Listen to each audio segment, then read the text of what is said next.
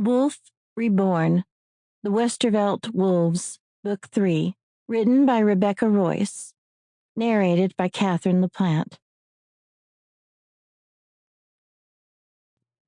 1. Someone was leaving the island by canoe. It was the third time this week. Theo Kane narrowed his eyes and tried to figure out the mystery, but from his vantage point, it was next to impossible. Whoever it was certainly was sneaky. The canoe had left from 3 different ports on all 3 nights, making it impossible for Theo to lay in wait for the culprit, but he would catch him eventually. It would do no good to stare out into the rough water and watch the person row away. Theo swung around and sniffed the air one more time. Nothing. This was getting worse and worse. Whoever this was had scent disguising herbs in his or her possession. Even finding the canoe would provide no help with the problem of identity. Not my problem. He forced the canoe from his mind, but out of habit he found himself drawn into the problem, looking for a solution, mapping out a game plan.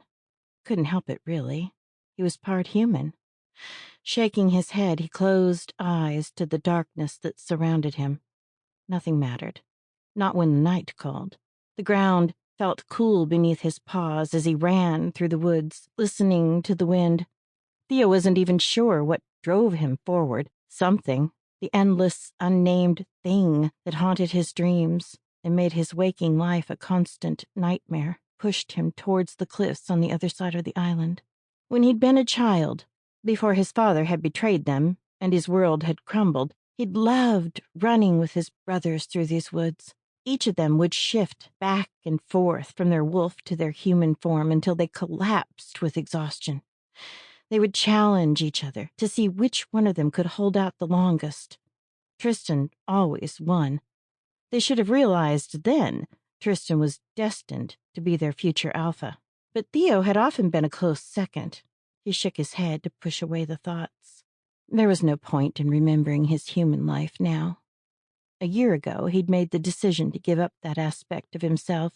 The only time he ever regretted it was when this recurring feeling called to him, and it drove him to near insanity. He let his senses travel outwards into the night. There was plenty of prey for him to hunt. Going hungry was not something he needed to worry about on Westervelt Island.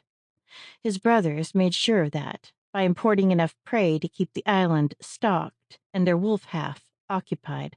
Tonight, a new scent hung in the air. The scent of the anonymous entity linked. Sample complete. Ready to continue?